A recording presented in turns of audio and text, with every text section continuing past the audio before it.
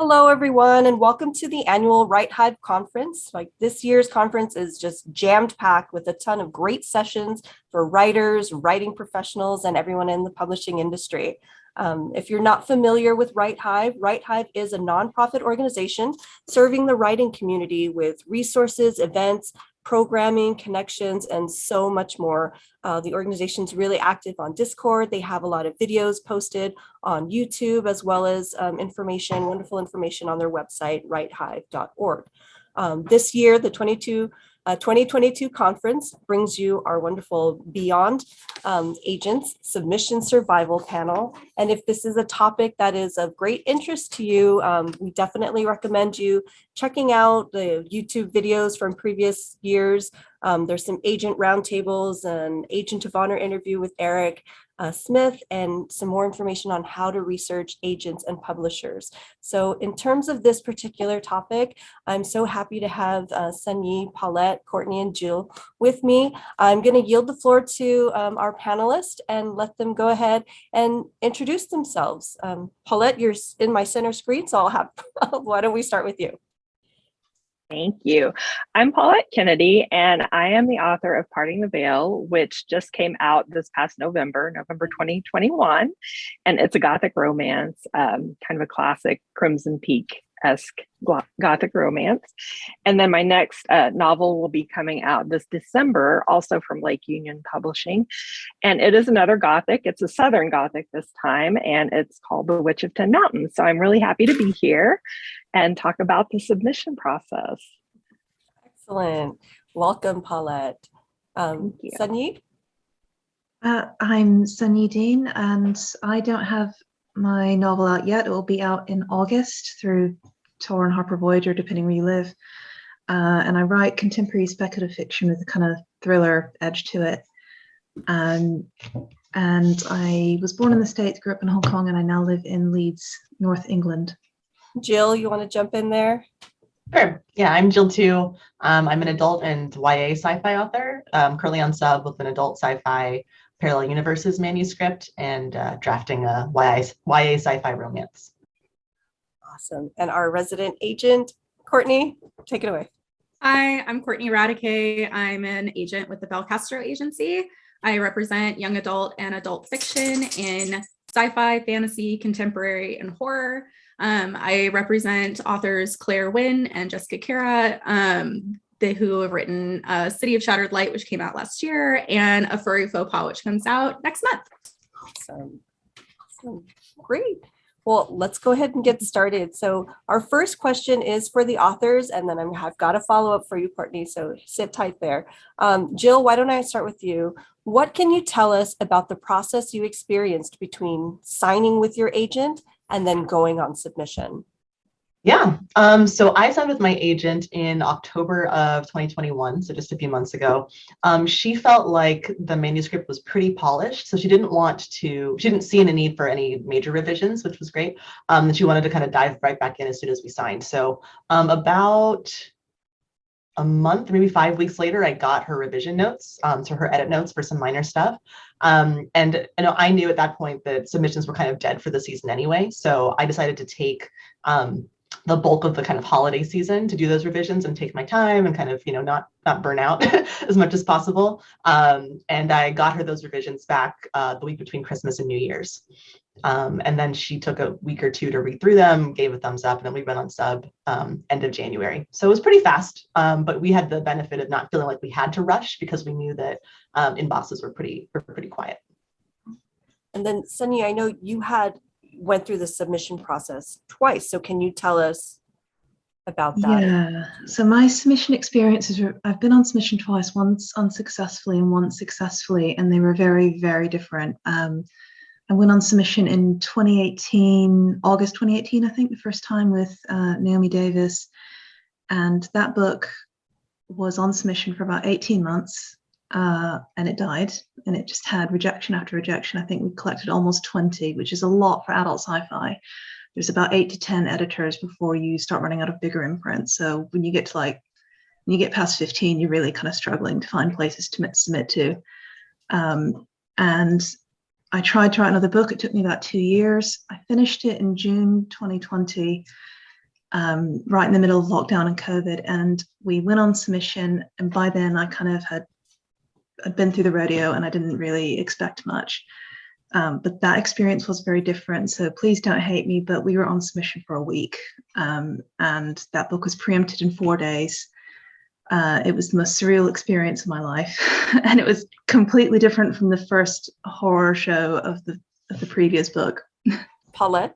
So my journey to publishing, I signed with my agent in September 2020 after PitMad. My pitch went viral during PitMad for Parting the Veil. And everything was kind of a whirlwind. I had been querying for a while and had a lot of interest, but no takers kind of thing. So I just kind of put it out there during PitMad, and I had a lot of interest from agents and editors. And so I signed with my agent, who is Jill Marr with Sandra Dykstra, a literary agency. And I ended up going on sub fairly quickly because the manuscript was, Jill didn't really have a lot of editorial notes for me. She is an editorial agent, but she said that it was in really good shape. So I did a few minor edits, and then we went on sub in October. I was on sub for about 3 to 4 weeks before we had an offer. And then we had an offer from Lake Union, and it was wonderful. I really hit it off with my editor. And from there, she said that it was fairly perfect, the manuscript. And so, which I've worked on that book. I had worked on that book for probably 4 years total, 3 to 4 years before it was published. So I had put it through a lot of revisions. I'd been shortlisted for RevPit with it, and I'd worked with a developmental editor, Maria Toureau, who is awesome. And so it had a lot of work. So my situation with sub was fairly quick. And I had several rejections in that first round of sub. But I had a lot of interested, but I'm not sure if we can package this in a hardcover kind of rejections and things like that. Not sure where to place this on the market. So that was kind of my experience with sub. So it is fairly quick too. I would say 3 to 4 weeks. Courtney, from the agent's perspective, can you tell us what happens after an editor wants to acquire a book? Because we're hearing a variety of experiences there. Some went really quick, most sounded perfect. So what is it from your perspective? What's the process from there? Yeah. So once an editor decides they love a book, they want to take it to acquisitions, the process can really vary. There's literally not like a set way that publishers do things. So you kind of have to just ask each editor, like, hey, like, what's the process from here? Or they'll tell you, because there is no like set way.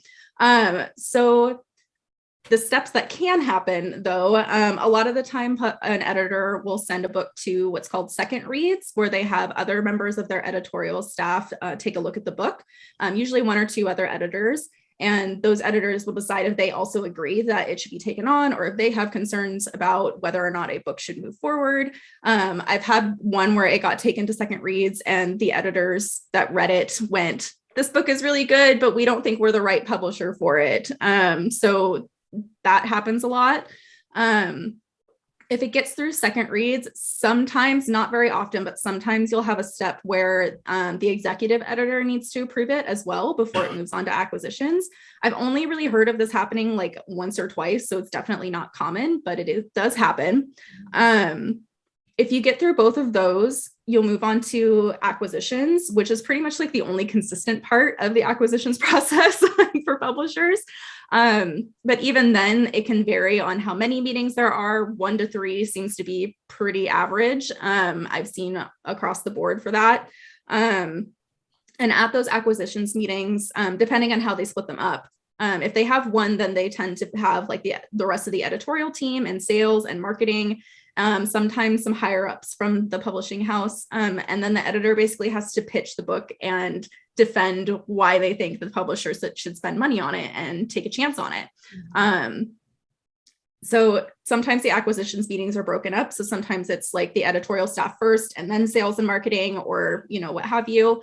And then if you get through all of those steps, because it is a lot, if everybody's on board and they want to take it on, and they've decided how much they are willing to offer it as advance and royalties and things like that, the agent will be sent a deal memo, which will have things listed out about the basics of what they're offering. Again, like the details will differ from publisher to publisher, but it should have the listing for the advance, if there is one, the royalty percentages, both for the physical book and the ebook, the sub rights that they want to acquire, so audio rights, foreign, TV, film, things like that. And the expected publication date for like, the season. It doesn't have to be like, the specific date, but, fall 2023 or whatever. At that point, your agent might try to negotiate those points. They might try to ask for a higher advance or, a better percentage on royalties, or they might try to hold on to some sub rights. And then at that point, you will also notify any other editors that have your book that, hey, I have an offer on the table. Let me know if you want it too. And then if you do have other offers, you move into the auction phase, where publishers try to buy your book. And then at that point, you have a little bit more negotiating power. But that's a really quick rundown of all of that. It's a long process and there's a lot to it. It definitely is a long process. And I think as new writers going into it, querying is one thing and we don't realize how long that takes. And then you don't understand how long it takes after the fact either.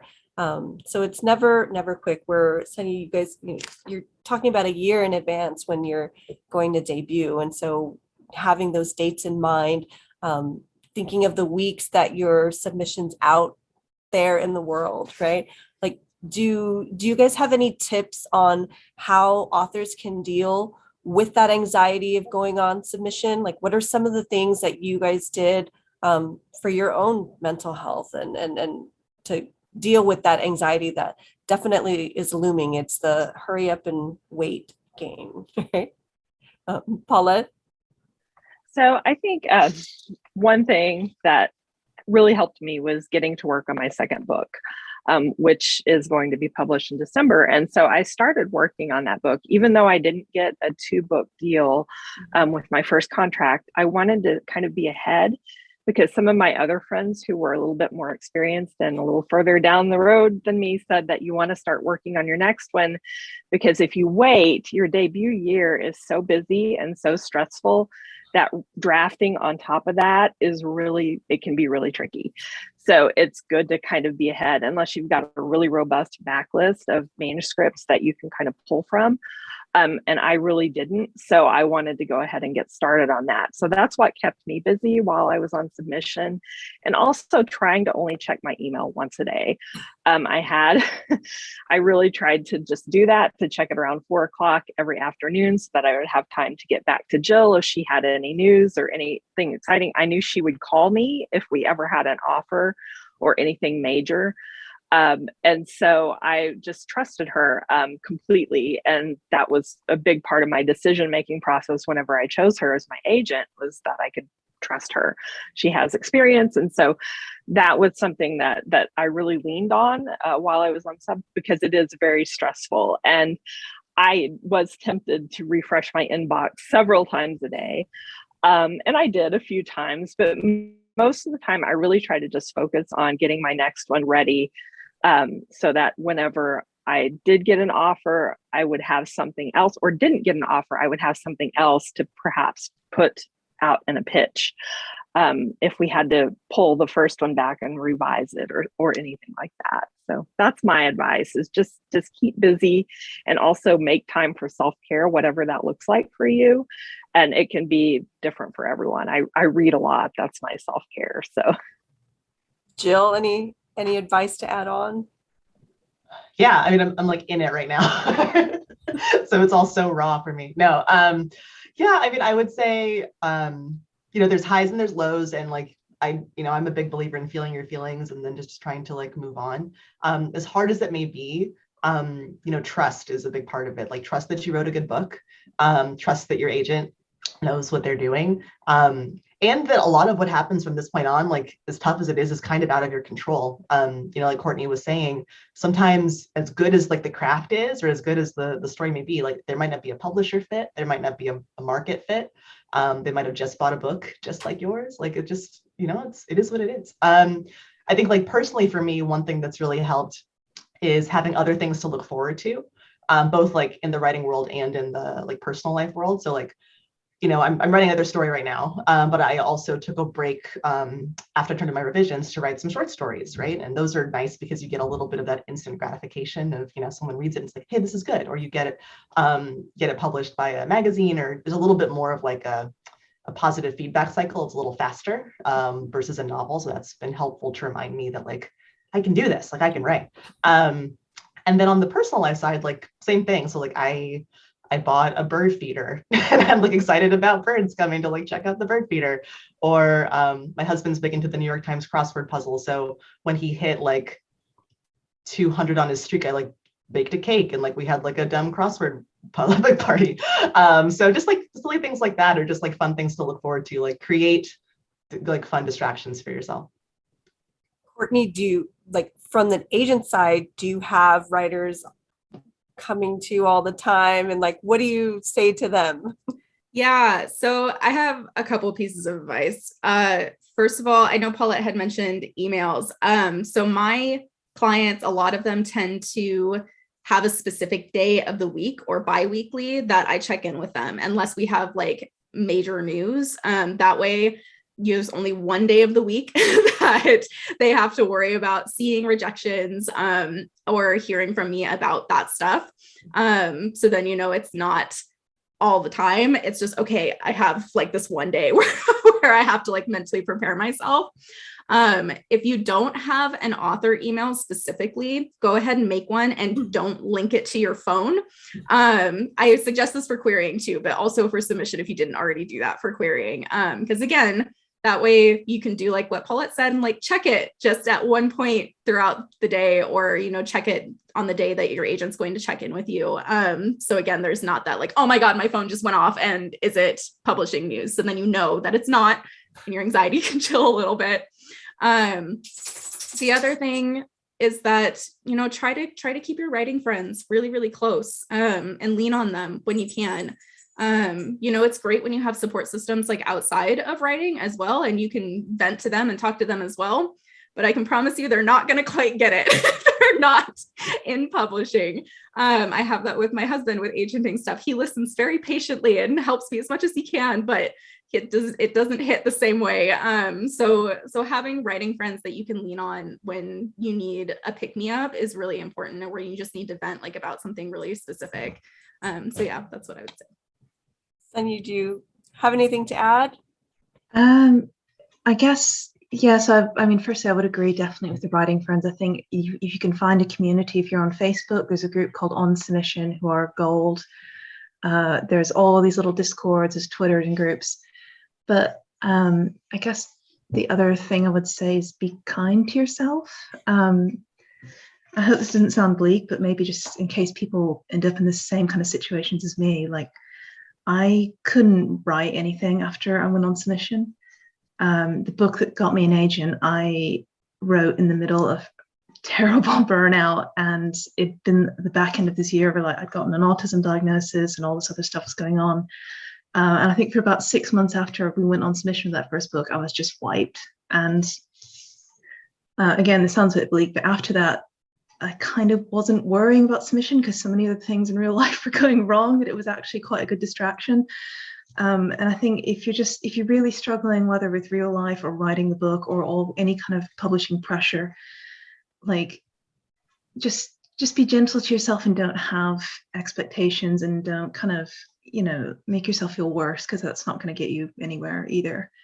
And just do what you can and celebrate, all the little things. Like I love the Scrabble cake. That's fantastic. I think that's really cute. You wrote a book and that's like amazing.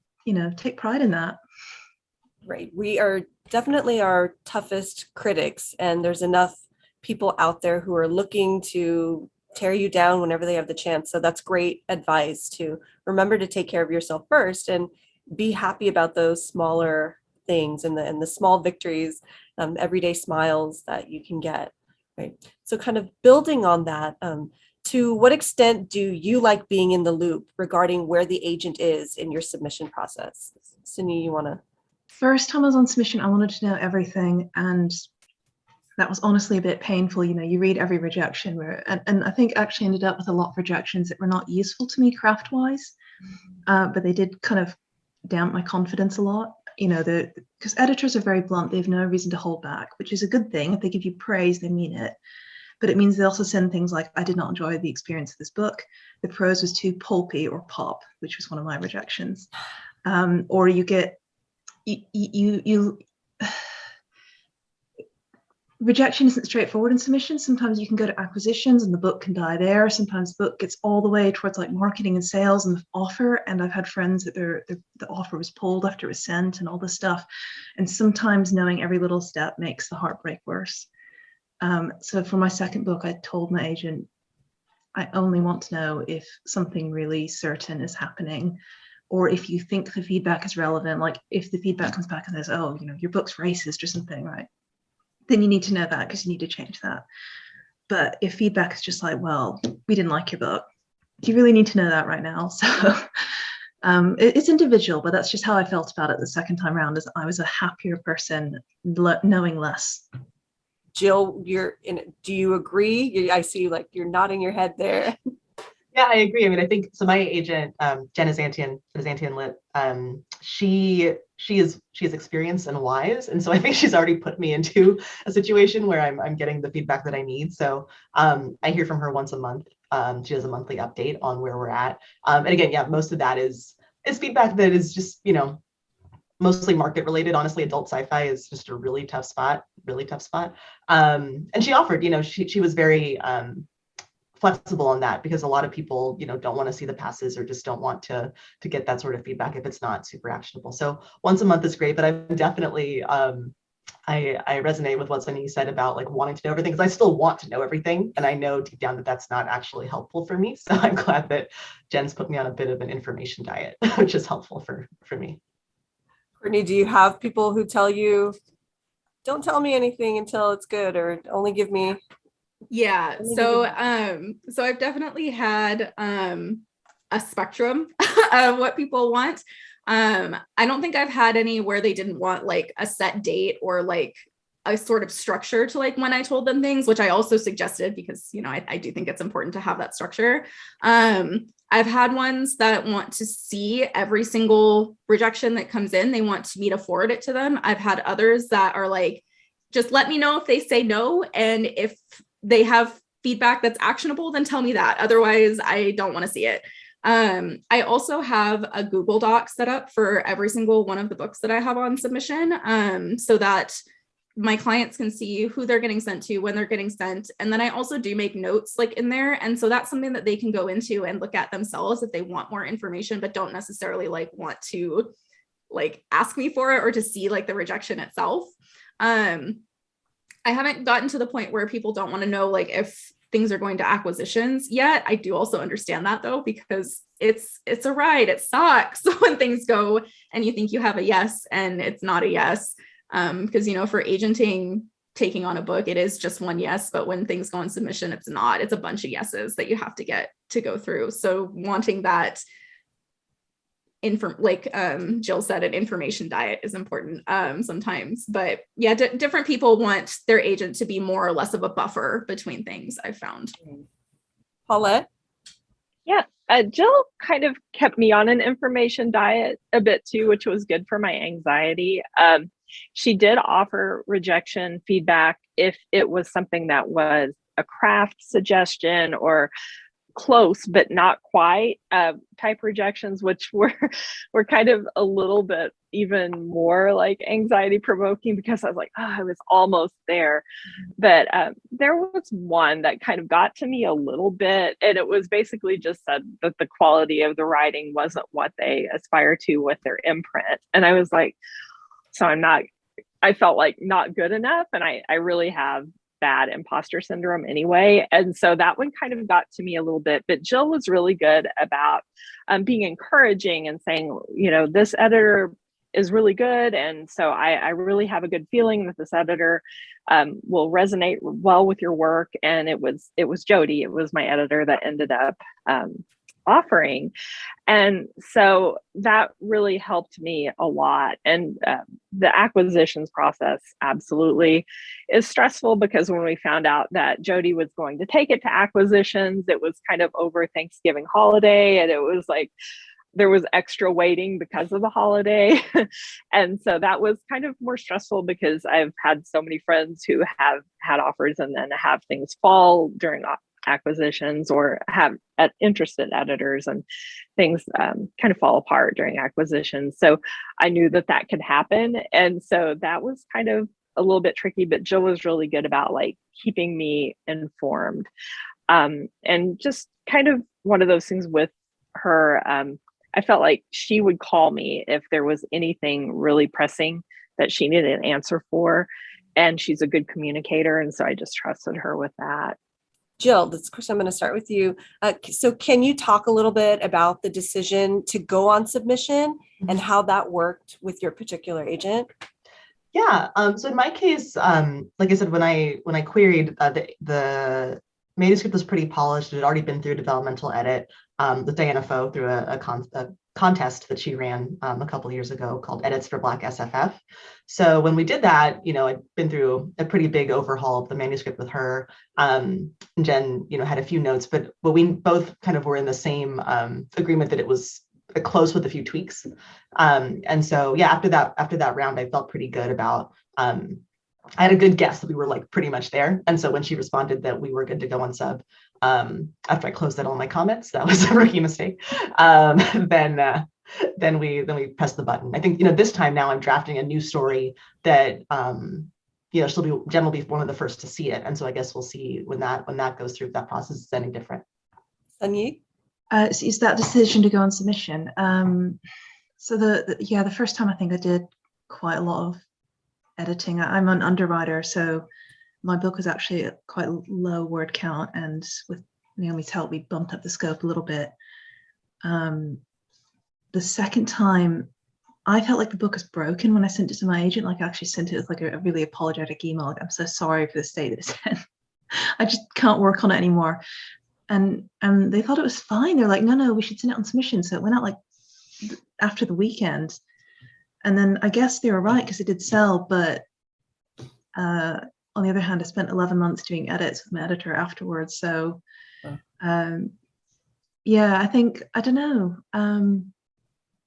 They do a lot of, my agent does do a lot of revision when I think it needs it, but I'm not a good gauge of when a book's ready to go on submission, so I just have to kind of trust them on that. Paulette? With Parting the Veil, it was pretty quick process after Jill read it. Even whenever she had my manuscript, she was communicating with me the whole time and asking me about other projects that I had and everything. And so I knew she was really excited about it. And so we had a phone call where we went over our edits, the tweaks that she wanted me to make. And I took notes during that phone call. And then I applied those edits, and we were on sub pretty quickly after that. With my second book, which I was drafting while I was on sub with the first, it felt like such a mess, comparatively speaking, because I had worked on Parting the Veil for so long before I started querying. And this one I had only been working on for a few months. And it was a dual timeline book, and I had never done that before. And so I really felt like it was just a mess, even though I had pitched it to my agent and she said, yeah, this is a really great idea. I think you should run with it. When I sent it to her, I was very insecure, and I was like, oh, this is probably going to need a lot of work before it's ready for sub. And after we had our phone call where we went over the changes that she recommended and I applied them, we actually went on sub with my current editor pretty quickly with an exclusive submission. And I got some bad news during that time period, because she had decided to step down as an acquiring editor. And so I found that out while we were on sub with that manuscript. So that was kind of a blow, but I've been in very great hands with my new editor, and things are going really well. And actually my former editor was still able to do my developmental edits for The Witch of Ten Mountain, which is the book I'm referring to. And we had some fairly extensive developmental edits for that book. But I would say for both of my novels that got contracts, it was fairly quick between deciding whether we were going to pursue this project and put it on sub, and then Jill signing off on, I think the manuscript is fairly ready. So that's been my experience so far anyway. Now, Courtney, how do you decide with your authors what's going to go, like, what is our submission list going to be? So can you tell us a little bit about that process? Yeah, so for submission lists, for the most part, I'm the one that does all the work and everything, because that's my job. Like they did the query list. So it's my job to do the submission list. I do always ask my clients if there are any editors or publishers that they really, really want me to look into, or that they really, really want to avoid. I've gotten mixed responses. Some of them go, I don't know anything, so just send it where you think is best. But I have had a couple where they either really, really wanted to look at a specific editor or really wanted to avoid a certain publisher. At that point, I will always look into it. Sometimes I agree with them, sometimes I don't. But I will always explain why. And if they still are like, no, I really don't want to go there, or whatever, what have you, then I will go with what they want, because at the end of the day, it's their submission, it's their submission list. I don't want to send anywhere where it's going to be a really, really bad fit, and I know it. But I also want to make sure that they're happy and content with the submission list that we send out.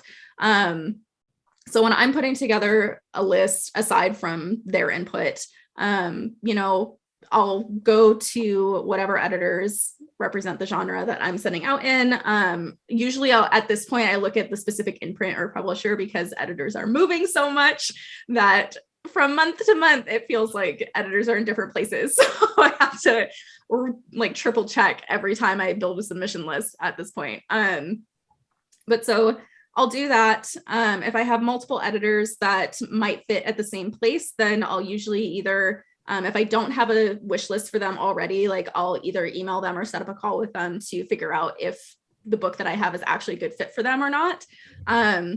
I usually split them into 3 rounds of submissions. So we have it'll usually be about 10 to 12 editors in the first round. And from there, as rejections come in, I usually will send to another one, unless we have feedback that's okay, this might be really, really specific feedback. And if we have a trend, then I'm going to hold off on sending because we might need to revise. But yeah, usually there's 3 tiers that I have set out. And then I always make sure that my clients have access to that list always through a Google Doc, because I never want them to feel like they don't know where their book is at.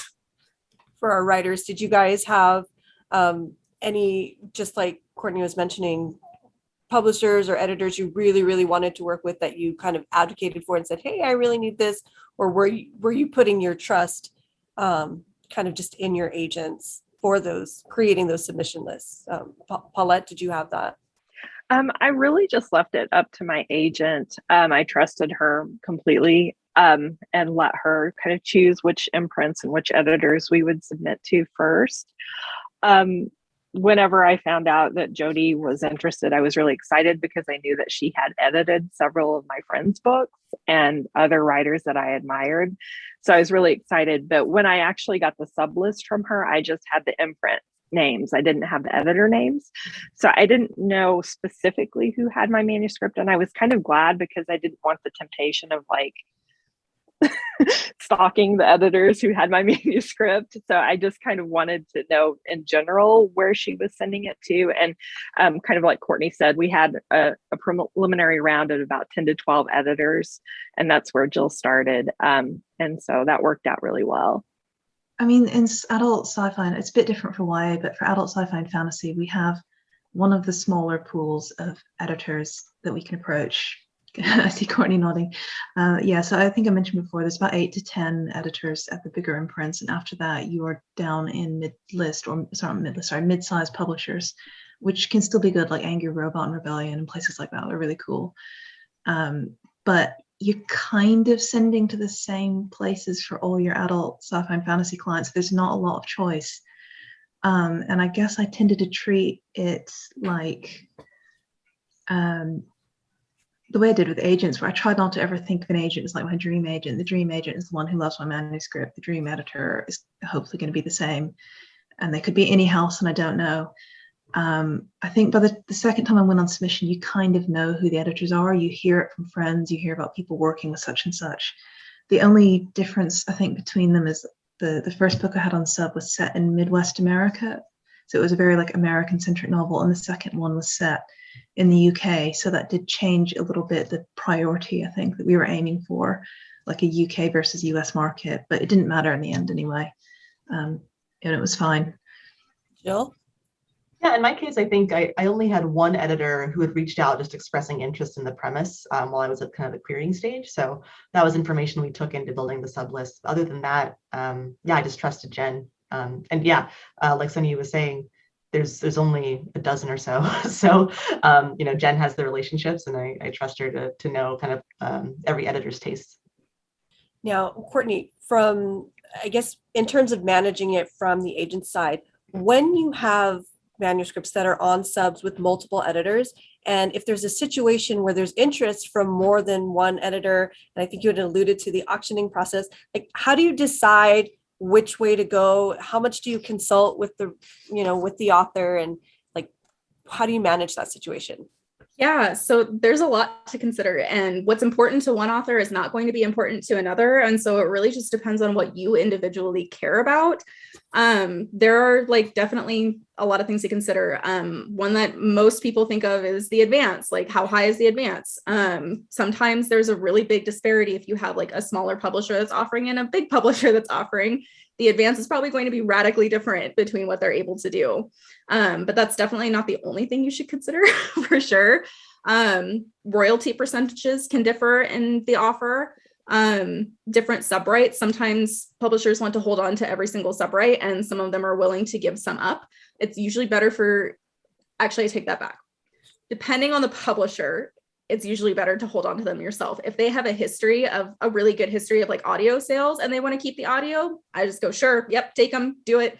But if they don't have solid track records with different subrights, then we usually try to hold on to them as much as possible. So that's something to consider. The marketing budget is a really big thing to consider as well. Most small and mid-sized presses, they don't have as big of a marketing budget to begin with, but they usually tend to spread out their marketing budget pretty equally among their titles for the year. Bigger publishers have bigger budgets, but they don't allocate it equally among their books for the season.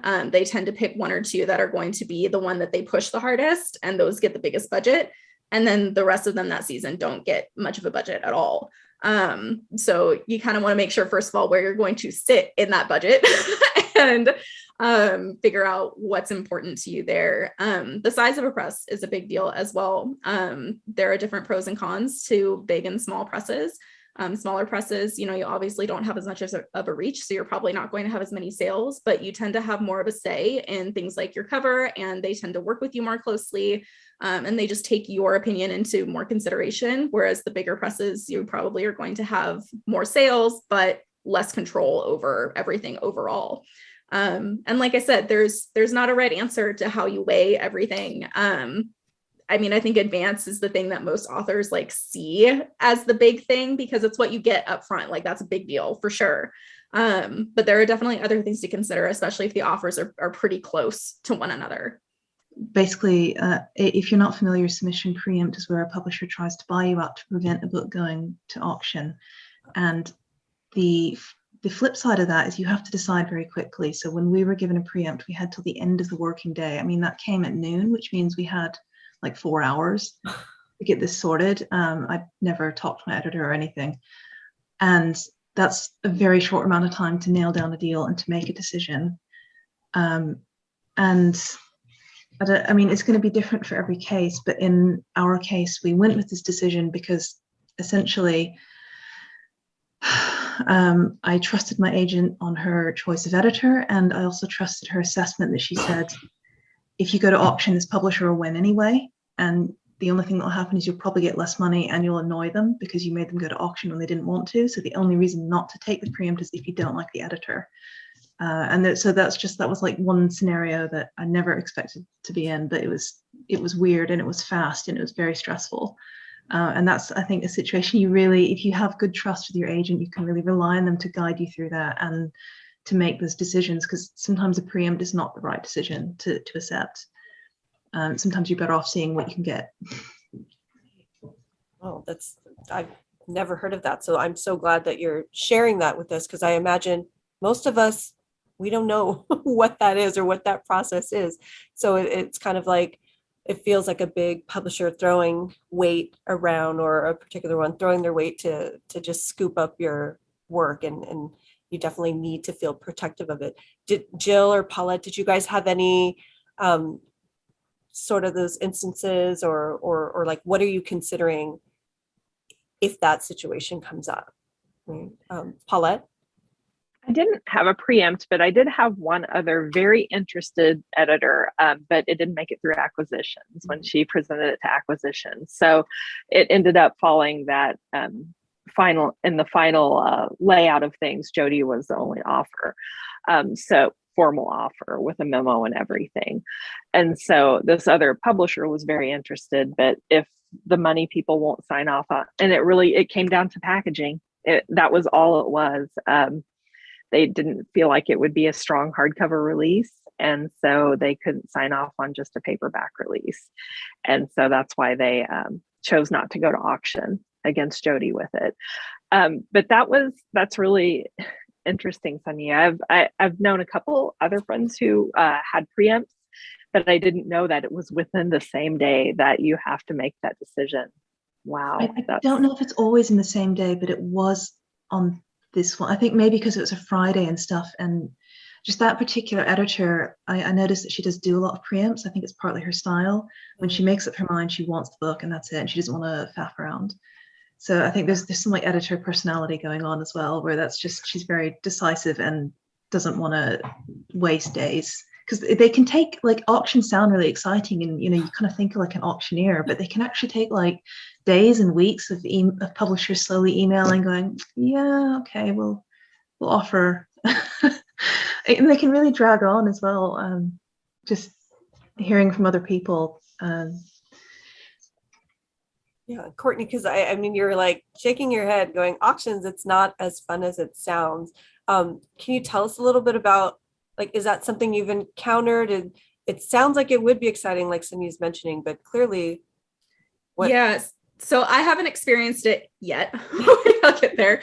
But watching my colleagues like go through it, I mean, Sunyi's right. Like, it takes weeks to get everything done, because it's not like everybody, gets on a single call and people are throwing out numbers. What happens is that they send the initial numbers and you're like, hey, I have multiple offers. And they either try to outbid one another, or you come back and say, hey, give me the best you got. Because I can almost guarantee you that what they send first is not the best that they can do for a reason, and that's why you can negotiate up a lot sometimes.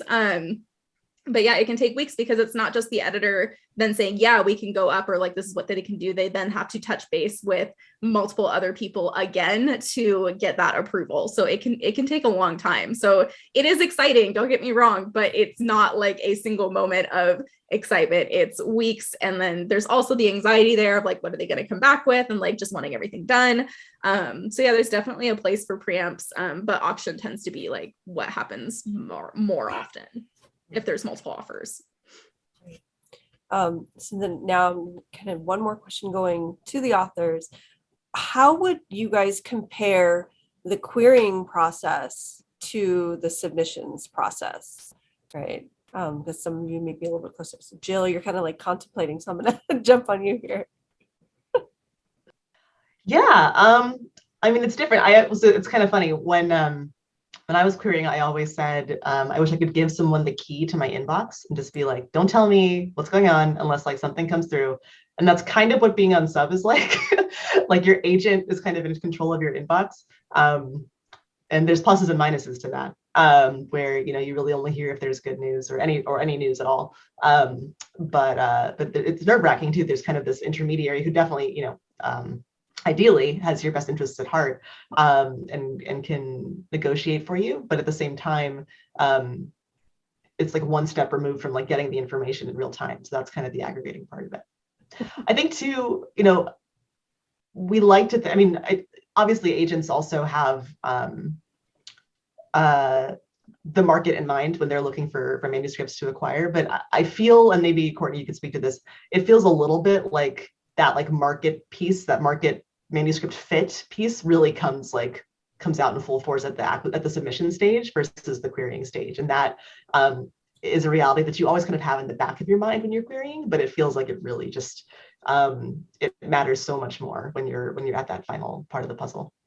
Yeah, it absolutely does. And mostly it's because when an agent takes things on, they are thinking about market stuff, but if they really love something, most of the time they go, screw it, I'm going to take it on and see what happens, because they're the only person that they have to approve anything with. It's just yourself. But when it comes to editorial stuff, they have so many people that also have to agree with them. And so if they're not 100% positive that they think, or mostly positive that they can get it through acquisitions, they're probably not going to take it on, especially at this point in time when every editor is in burnout mode and is so overworked, that if they're not really sure it's going to go through, or they're not head over heels in love with it, that market piece is definitely going to hit a lot harder on submission. Sunyi, you had mentioned, what was your take on the difference between the querying and the submissions process? I think when you're querying, it feels like nothing can be worse, and you hear people saying submission's worse, and you kind of don't really register that, and then it is. It's very bleak. I think because when you get the closer you get to success, you should feel happy that you've gotten further, but instead it feels worse that you might fall that short of the finish line. It's a really terrible kind of despair. Like you just, you're banging on this door and it's just taking ages.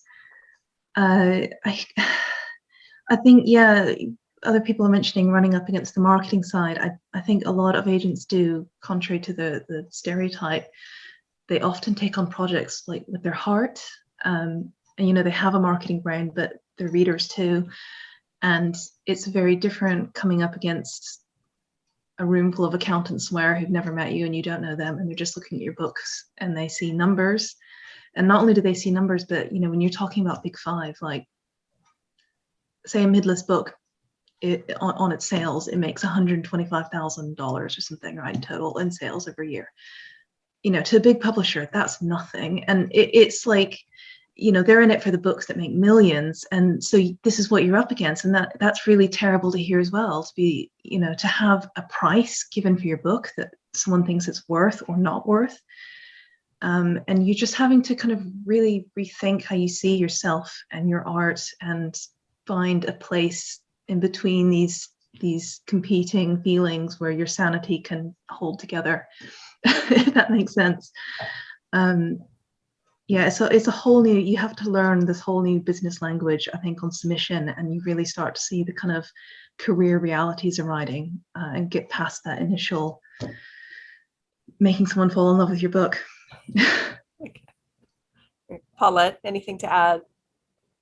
Yeah, I think the analogy that I would use is querying is a lot like dating, like where you're trying to find someone that's compatible with your voice, your writing style, how you see your career unfolding.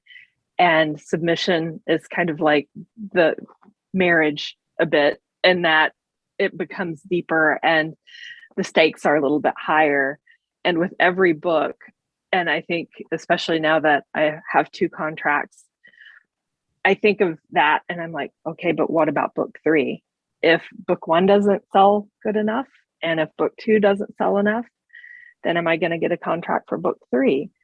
And so there's always anxiety at every stage. And I totally respect my friends who are querying and who are anxious, because I remember that feeling all too well. It's just that the stakes kind of go up with every book, unless you have like a major bestseller. Which I'm a midlist author. I mean, I hit a few of the Amazon charts and the category bestsellers, but I am not like, my debut was not like a barn burning bestseller.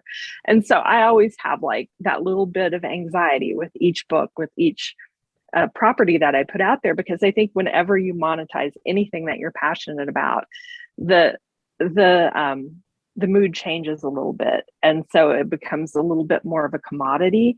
And I don't want to make it sound negative, but it is something that you consider whenever you're approaching a new project. Is this marketable? And especially right now, because publishing is just in such a bind right now, all the way around. And I think that querying authors, a lot of their frustrations right now, it's a trickle down, because I have several friends who have had, some of their options declined this year. And these are established authors who have 2, 3, 4 novels out, and some of their options would not make it through acquisitions. And so I think publishing just in general is hard right now.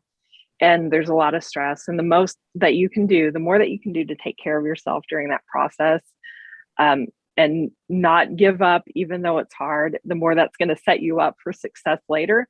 Because I think with this career longevity, like having that kind of belief in your work and that this is what you really want to do is what will sustain you whenever it does get tough.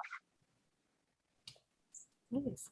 Awesome. So we're getting to the end. So this is going to be my last question out there. I'll start with Courtney. What advice would you give to writers on just how to survive the submission process? I mean, you're dealing with a lot of people in your list. So what's the top secret advice from the agent to the writers out there? How can I survive this process? From my perspective, I mean, I think a big thing is that I really appreciate when authors come to me and they ask questions, or they ask like, hey, this thing is making me really anxious and I don't know if this is normal or if it's not normal, and I don't know what to do with my anxiety right now. And I appreciate when they come and ask me questions like that, because that's what I'm there for. I mean, I'm there to like sell their book, but I'm also there to be their advocate and their champion, and like to be able to walk them through this process and to be in their corner. So that's a big thing, especially the first round of submissions. When they go out, I have a lot of anxiety from authors. And I appreciate when they come and ask. So definitely lean on your agent. They can't be your therapist, obviously. Like there do have to be like some boundaries, but if you are anxious about something that's going on, or that you don't know what's happening, or you don't understand why something is happening, talk to your agent. Like that's what they're there for. Jill, any words of advice for those out on the submission process as you are now? Yeah, I mean, if you're on the submission process, like let's do like a Zoom drink or something. Let's get some solidarity going. But for anybody who's in it right now, I think one piece of advice that I try to remind myself of is to remember when you wanted what you have right now. So especially on the writing journey, I remember, I guess it's about a year and a half ago, I was listening to First Drafts, the podcast, and they had a little mini series on the submission process. And I was, pre-querying at that point. And I was like, man, like someday that'd be so cool. And you listen to it and you're like, this is for research, but it's really like wish fulfillment at that point. You're just like, I'm imagining that I'm on submission. And then when I went on sub, I had to actually go back and listen to it, like to remember what they said, because it was chock full of great stuff. And I just had this moment of like, wow, like I'm here, right? And it's going to be tough. And like every part of the journey, I'm sure is tough. Just like querying is tough.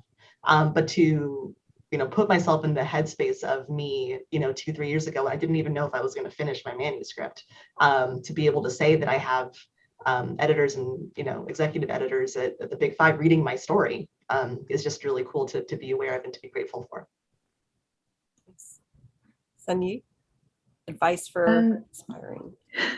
I've got two again. I think the first one to build off Jill, I love that podcast series. And there is actually a book recommended in it called Before and After the Book Deal by Courtney Mom. And that is like my industry Bible. I love that book. It's so funny.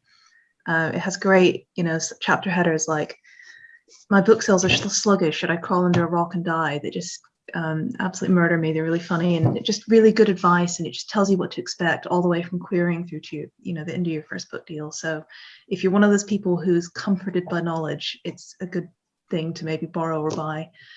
And I guess the other one is just not to let publishing take all your joy, which is easier said than done, because it can be a brutal industry. I think apart from my first failed run on submission, I've had an overall good experience of publishing, but that's not true for all my friends. Some of my friends have had a really terrible experience, like they regret their book deal kind of stuff. And just whatever you can do to maintain your love of your books, your writing. I know we talk a lot about marketing, but there's no point writing things you aren't interested in. There's no point chasing avenues you're not going to go down, and stuff like that. And just remembering what you're here for. You know, publishing is a business, but writing is us, and it's our soul, and it's our joy. And keep that if you can. Paulette? Yes, that's excellent advice. And like Jill said, the gratitude. I remember 4 years ago, I had never completed a full manuscript. I didn't think I could do it. I really didn't. I had been a writer since I was 19 years old, and I'm 47 now. And I would get to 50 or 100 pages and I would burn out and stop. And I'm just, when I think about that helps center me a little bit and ground me, and that, like, this has happened. And even though it's stressful, and even though there are aspects of publishing that are hard at every level, the privilege of being able to be a writer and to have work out in the world and to continue to do what I really love and what I've wanted to do ever since I was little is amazing. And I think that the more that you can lean on that and to focus on the things that you can control, and the things that you can control are writing an amazing book, writing things that you love. And even if the market isn't there for them now, it might be there for them later. And so I don't think that any writing is wasted. And to continue to just really hone your craft and to learn from other people who are ahead of you, and also people who are coming up too, because I'm a critique partner for several people who are not yet agented. And I learned so much from them as well. And they're amazing writers. They're some of them are way more talented than I am. And so there is an aspect of luck that really figures into publishing, and right place at the right time. And I think that the more that you remember that, the less stressful it is on you, and the less is on your shoulders as an author. And to remember that going forward throughout publishing, throughout your journey, wherever it takes you, is really important, I think. So, great. That is great advice, like, for everybody. So before we kind of wrap this up, is there anything that you guys, any final last words you'd like to share? If you, Paulette, where can we get your book? What's the next one coming up? Tell us where you guys are, and if people want to get in touch with you, what would your recommendations be? So we'll call you one at a time. Paulette. Okay. You can buy Parting the Veil from Amazon or anywhere books are sold. Some bookstores, you have to request it, but they will order it for you. I love libraries. It's in a lot of libraries. I got a book list review, and that really helps me get into libraries. So I'm super excited about that. And my next book is not available for pre-order yet, but it will be soon, probably this summer sometime.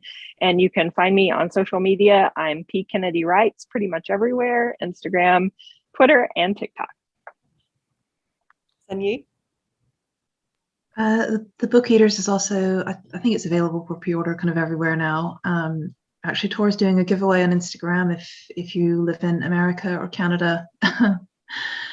And I guess next books, I'm on contract to write 2 more, which are standalones, and I'm kind of trying to write them and having the terrible sophomore book experience. So I'll let you know how that goes.